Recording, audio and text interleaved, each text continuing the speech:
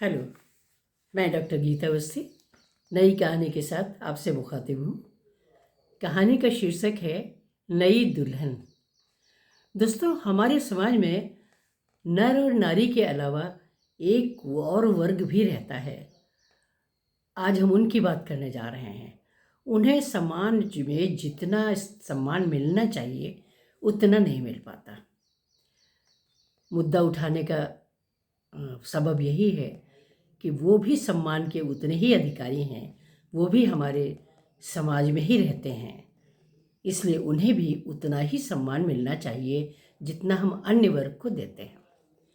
कहानी प्रस्तुत है नई दुल्हन।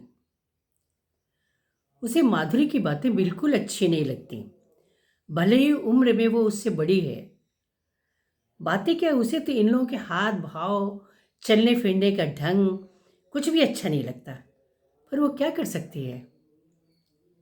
सच बात तो ये है कि उसे सपाट से इन चेहरे वालों से बहुत डर लगता है। उसका मन बिल्कुल नहीं होता, पर ये लोग उससे ढोलक बजाने को, नाचने को, ताली बजाने को कहते हैं और न करने पर दबाव डालते हैं। उसे विश्वास है कि ये लोग उसे उसकी माँ से छीन कर लाए होंगे, और पर छीनने पर भी माँ ने उसे इन लोगों को दे क्यों दिया, ये बात उसे आज तक समझ में नहीं आई। उसकी आंखें हमेशा सजल हो जाती हैं ये सोचकर कि अन्य लोगों की तरह वो अपने माँ बाप के साथ क्यों नहीं रहती। शायद उनकी कोई मजबूरी रही होगी। एक दिन पके बालों वाली अधेड़ सी नानी कह रही थी कि तू कोई नई थोड़ी ही है। जहाँ कहीं भी हम जैसा कोई पैदा होता है, हम लोग उसे ले आते हैं और लाकर उसे नाच गाना सिखाकर पेट पालने के लायक बना देते हैं, वरना ये बेरहम समाज उन्हें जीने नहीं देगा। वो 15 वर्ष की है। शीशा कहता है कि वो सुंदर है। माधुरी जब कभी उसे अच्छे से सजा देती है और होली दिवाली पर उसे बख्शीश मांगने भेजती है, तो लोगों की निगाहें उस पर से हटती नहीं है।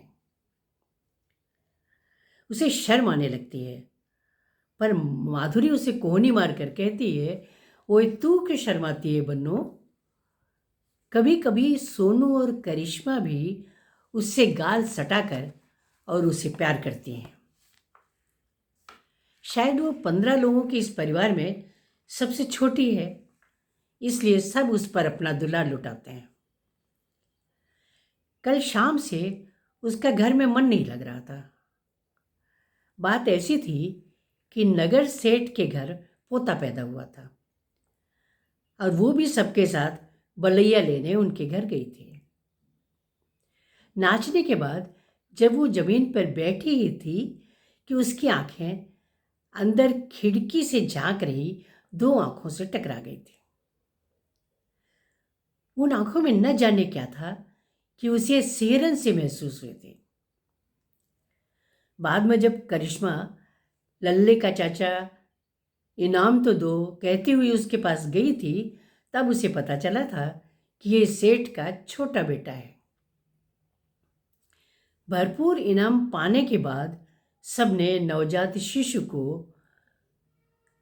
चावल छिड़क कर लंबी उम्र का आशीर्वाद दिया था। नानी, सोनू, करिश्मा सभी बड़ी खुश थीं, क्योंकि उम्मीद से कहीं ज़्यादा साड़ियाँ, मिठाई और रुपए मिले थे। पर उसे लग रहा था कि उसका कुछ कहीं खो गया है।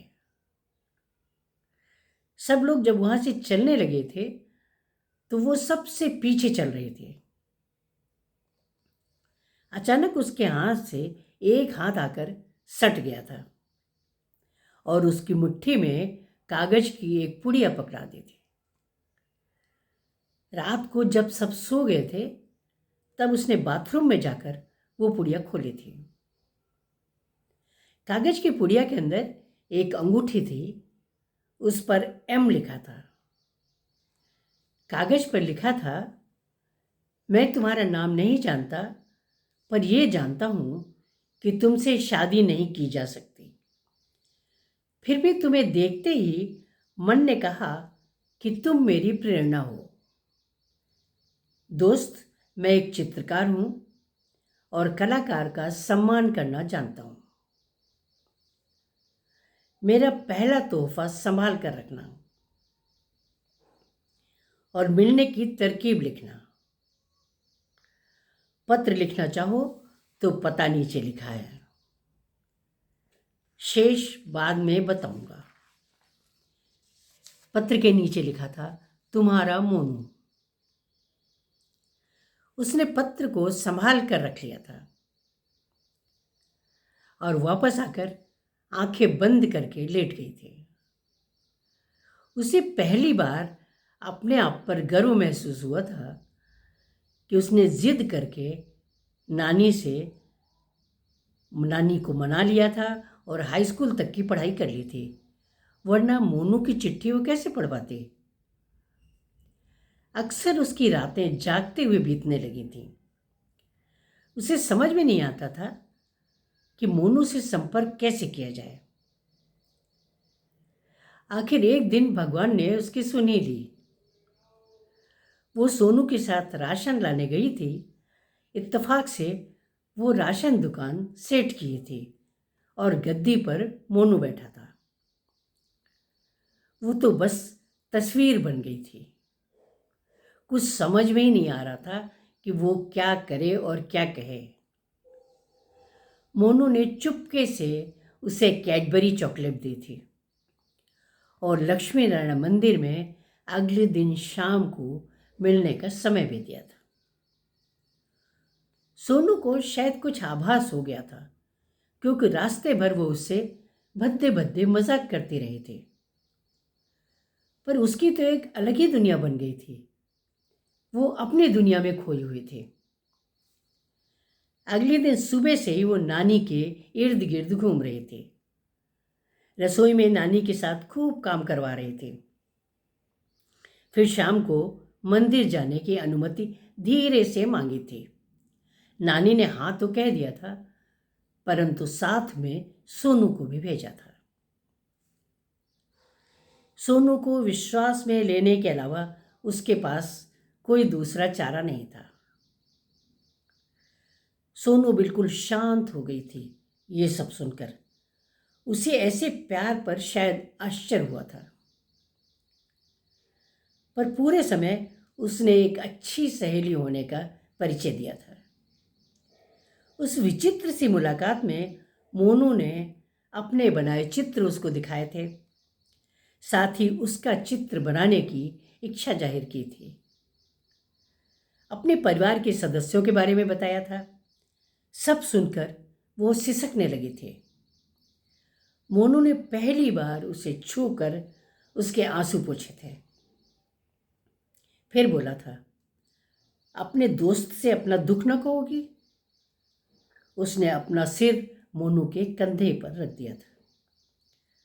फिर पूछा था, हमारे माँ बाप हमें अपने साथ क्यों नहीं रखते। मोनू ने चुपचाप उसका कंधा सहला दिया था। मोनू की बहन की शादी में वो सबके साथ गई थी, पर मोनू इतना व्यस्त था कि बस एक आध बार ही उसकी तरफ देखा था। हाँ, जाते जाते अपने एक ब्यूटी पार्लर का पता, वो मिलने का दिन समय उसकी मुट्ठी में थमा गया था। सोनू के साथ ही वो ब्यूटी कॉर्नर गई थी।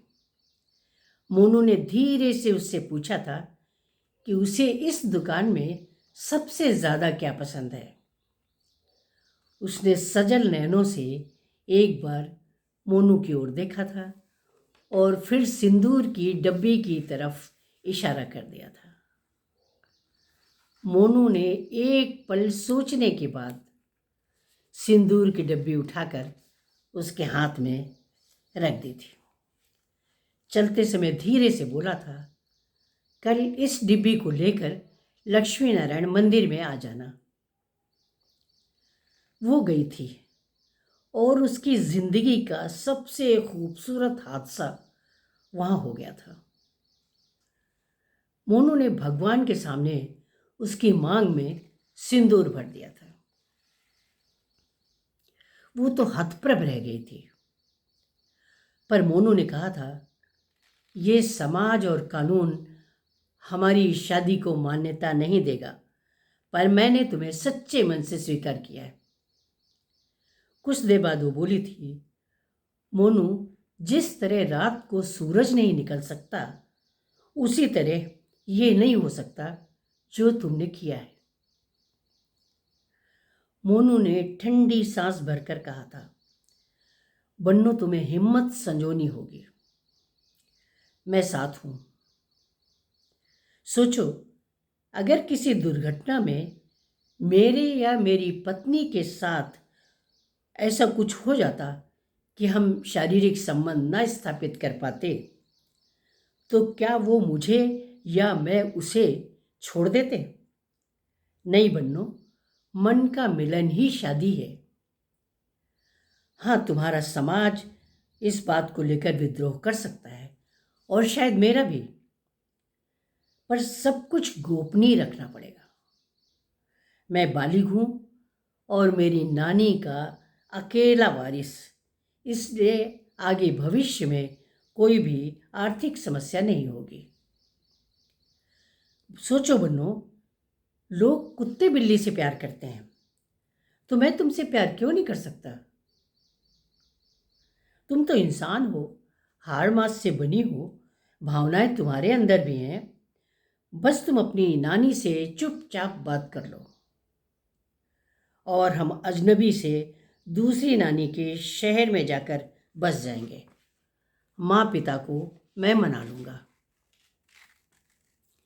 अगले दिन और रात भर जाग कर भी वो नानी से बात करने की हिम्मत नहीं जुटा पाई थी। 2-3 दिन बाद नानी के पास जाकर उनके बालों में तेल लगाने बैठ गई थी। तब उसने थोड़ी सी हिम्मत बटोरी थी और कहा था, नानी, तुम कहती हो कि तुमने मुझे बचपन से बेटी की तरह पाला है, तो क्या मुझे बेटी की तरह विदा कर पाओगी?